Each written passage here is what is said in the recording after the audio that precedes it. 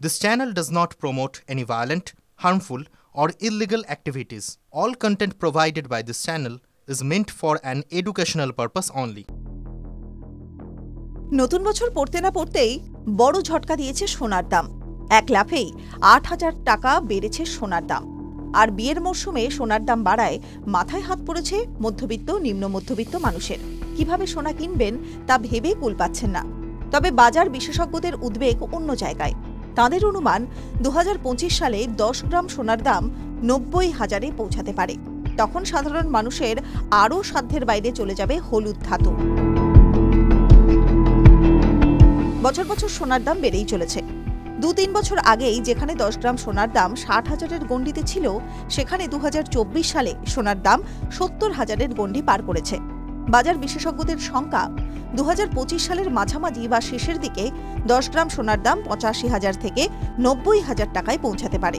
এর পেছনে একাধিক বৈশ্বিক এবং দেশীয় কারণ রয়েছে। এর মধ্যে ভূ রাজনৈতিক উত্তেজনাও রয়েছে। তেমনি মুদ্রাস্ফীতি এবং কেন্দ্রীয় ব্যাংকের সোনার ক্রয় বিক্রয়ও রয়েছে। ২০২৩ সালে সোনার দাম রেকর্ড মূল্যে পৌঁছেছিল। ২০২৩ সালের ৩০ অক্টোবর ১০ গ্রাম সোনার দাম ৮২,৪০০ টাকায় পৌঁছেছিল। বর্তমানে স্পট মার্কেটে সোনার দাম ৭৯,৩৫০ টাকা। MCX ফিউচারে প্রতি ১০ গ্রাম সোনার দাম ৭৬,৬০০ টাকা। কেন বাড়ছে সোনার দাম? সোনার দাম বৃদ্ধির অন্যতম কারণ হল যুদ্ধ।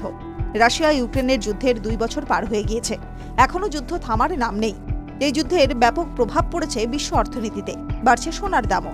ইসরায়েলের সঙ্গে হামাসের যুদ্ধ বদলে ইরানের সঙ্গে যুদ্ধের রূপ নিয়েছে। সিরিয়াতেও প্রেসিডেন্ট পদ থেকে বাশার আল আসাদকে ক্ষমতাচ্যুত করেছে বিদ্রোহী সশস্ত্র বাহিনী। এর পাশাপাশি জানুয়ারি মাসে আমেরিকার ক্ষমতা পরিবর্তন হবে। প্রেসিডেন্ট পদে বসবেন ডোনাল্ড ট্রাম্প। এই অস্থির পরিস্থিতিতে আন্তর্জাতিক বাজার টলমল। নতুন করে বিনিয়োগ করার ঝুঁকি নিতে কেউ রাজি নয়। সেক্ষেত্রে সোনাকেই নিরাপদ বিনিয়োগ হিসেবে গণ্য করা হচ্ছে। স্বাভাবিকভাবেই আগামী দিনে আরও চাহিদা বাড়বে সোনার এবং উত্তরোত্তর সোনার দামও বাড়বে। কেন্দ্রীয় ব্যাংকের ভান্ডার। বিগত বেশ কয়েক বছর ধরে যে প্যাটার্ন দেখা যাচ্ছে তা হল ভারতীয় রিজার্ভ ব্যাংক এবং অন্যান্য দেশের ব্যাংকগুলি সোনা কিনে তাদের সোনা রিজার্ভ বাড়াচ্ছে। এই পরিস্থিতিতে কেন্দ্রীয় ব্যাংকগুলিও যদি ২০২৫ সালেও সোনা কেনা অব্যাহত রাখে, তাহলে সেখানে সোনার দাম বাড়ার সম্ভাবনা থাকবে। TV9 Bangla digital.